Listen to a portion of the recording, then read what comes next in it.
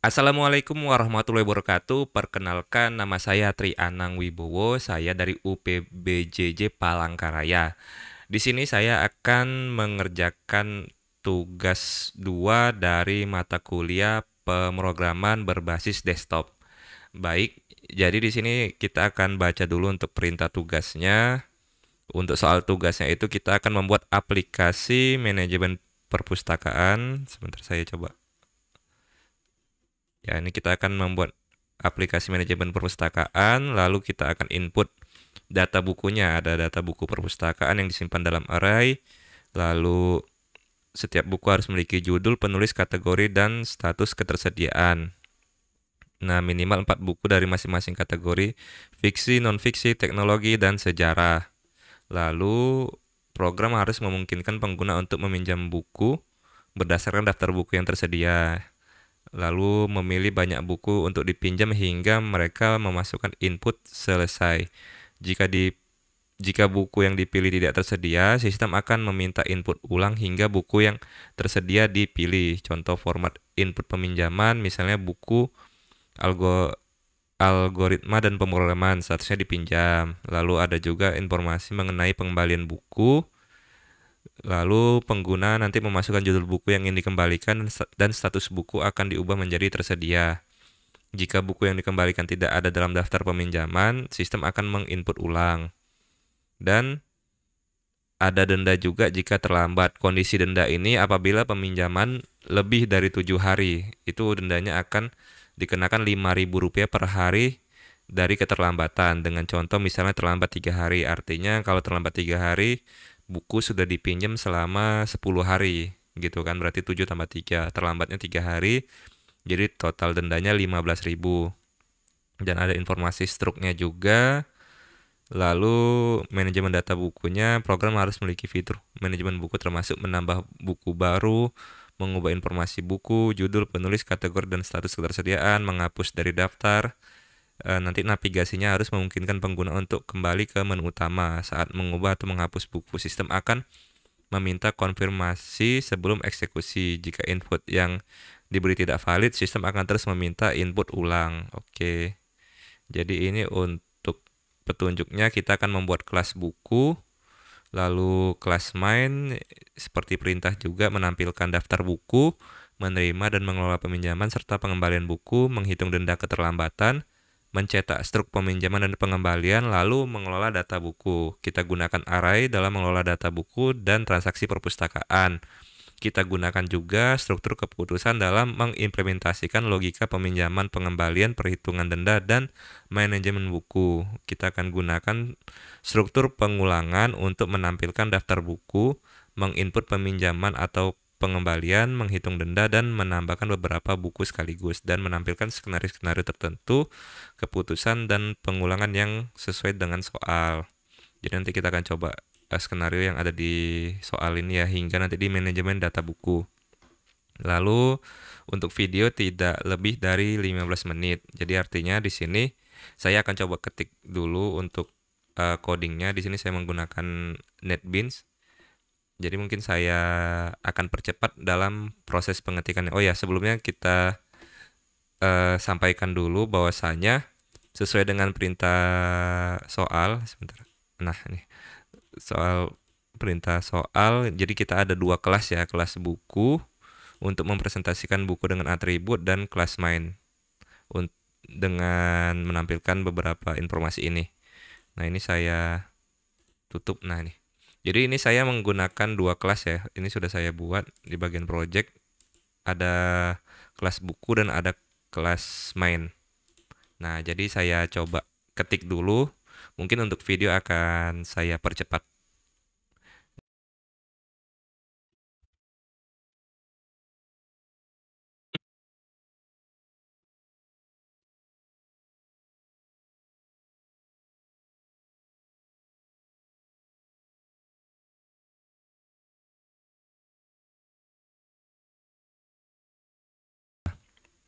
Sampaikan dulu tadi untuk mengenai kelasnya. Ini untuk kelas buku dan ini untuk kelas mainnya. Lalu untuk array kita gunakan di sini di bagian data buku.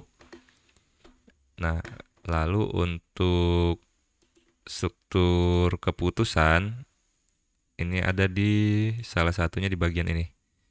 Sebentar, sebentar ya, tunggu. Nah ini untuk struktur keputusannya. Jadi ini nanti seperti kita ingin memutuskan seperti pilihan ya, pilihan ingin menu 1, 2, hingga atau 5 sesuai dengan menu yang tertampil di sistem atau di aplikasinya. Nah, lalu kita harus menggunakan struktur pengulangan untuk menampilkan daftar buku, input peminjaman atau pengembalian, dan menghitung denda. Contohnya itu ada di sini, di bagian peminjaman buku. Nah, ini menggunakan struktur pengulangan. Oke, kita langsung saja menggunakan skenario yang ada di soal. Saya start dulu ya. Nah, sudah tertampil untuk menunya ya. Ini tadi struktur keputusannya. Jadi, pertama kita periksa dulu untuk menu atau daftar isi buku ini yang kita input. Di sini kita input. Ntar kita besar. Oke. Kita coba periksa dulu daftar buku apa saja yang tersedia gitu kan pada saat di aplikasi. Nah, ternyata semua buku masih tersedia. Belum ada peminjaman. Lalu untuk peminjaman buku dari soal disampaikan kita bisa meminjam buku berdasarkan daftar buku yang tersedia. Lalu pengguna dapat memilih banyak buku. Artinya kita bisa meminjam buku lebih dari satu, seperti itu. Dan jika buku yang dipilih tidak tersedia, sistem akan meminta input ulang hingga buku yang tersedia dipilih. Nah, kita contoh ya. Contoh dulu kita pilih dulu ya nomor, sebentar saya cek OBS. Oke. Kita pilih dulu nomor 2. Nah, masukkan judul buku yang ingin dipinjam. Kita lihat dulu daftar bukunya. Oh, ini yang tersedia gitu. Jadi kita coba dulu ketikkan yang bumi. Oke, buku bumi dipinjam. Nah, lalu saya ingin pinjam satu lagi di Java Programming. Oke, sebentar. Nah, ini ceritanya typo atau salah pengetikan ya. Java Programming, judul tidak ditemukan.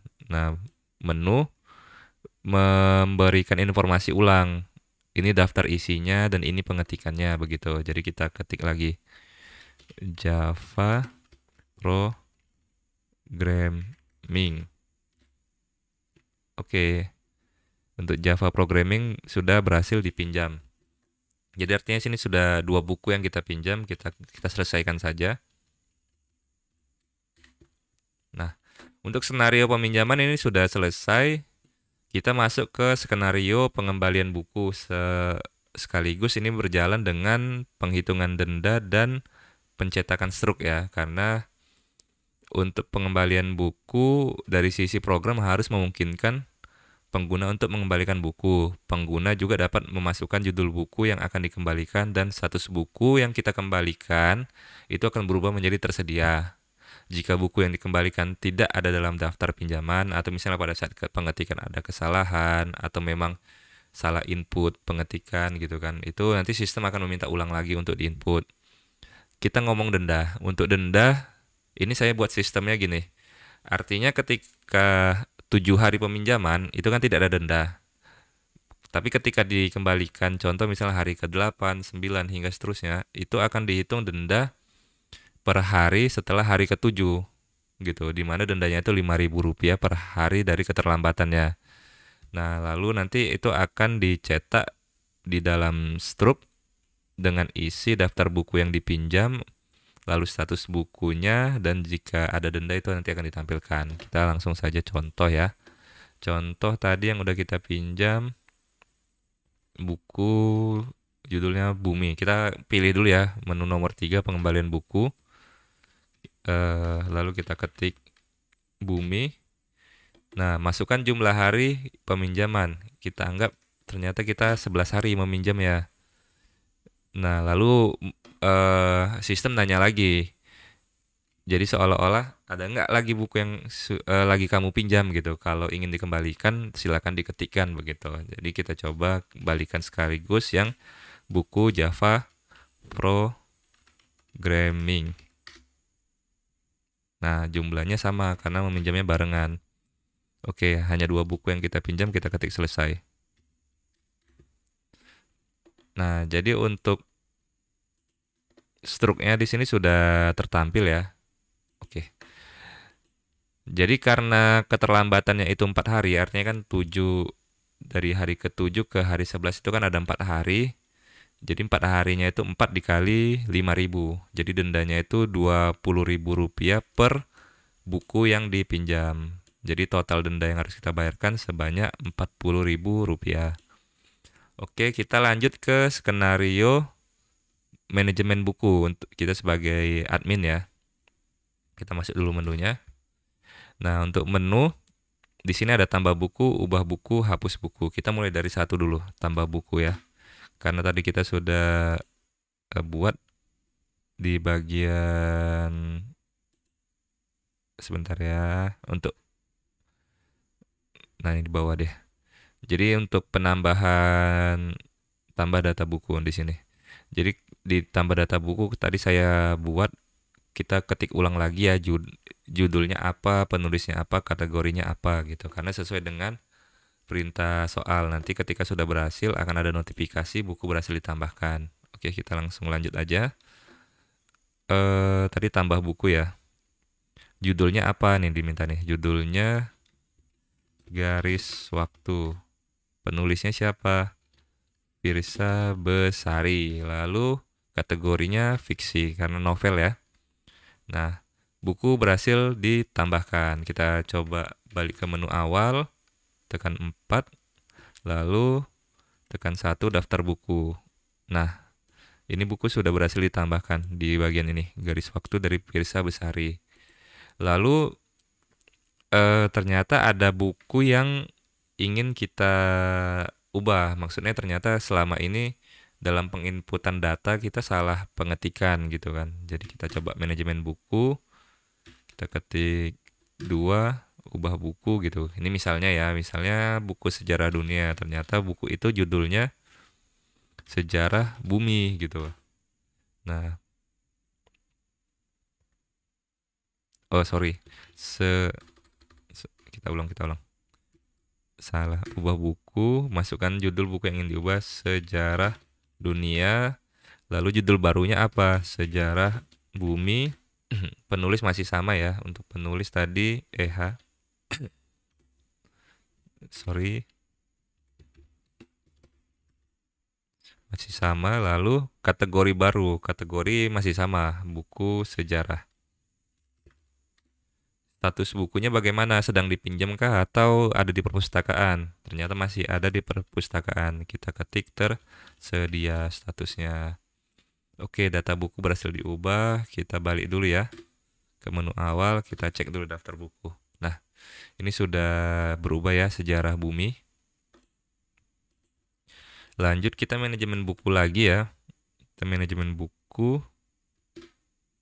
Kita ingin hapus buku yang kita anggap sudah rusak gitu. Jadi tidak layak untuk dipajang di perpustakaan atau dipinjamkan ke pengguna. Nah, jadi masukkan judul buku yang ingin dihapus. Kita ingin hapus buku Bumi. Kita ketik judul bukunya Bumi, yakin ingin menghapus.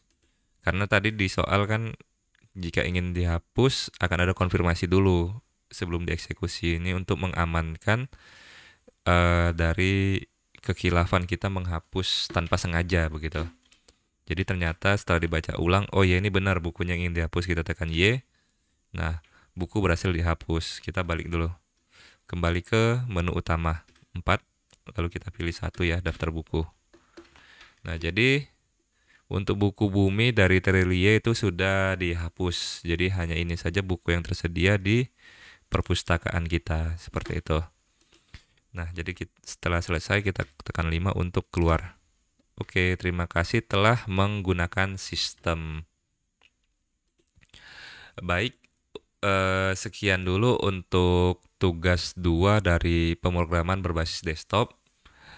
Izin Bapak dosen jika ada kekurangan dari pemahaman saya, penyampaian saya mohon maaf karena di sini juga saya masih belajar. Jadi izin Pak dosen untuk bimbingannya. Baik, kalau begitu saya sudahi. Wabillahi taufiq wal hidayah. Wassalamualaikum warahmatullahi wabarakatuh. Salam sehat dan salam sukses buat kita semua.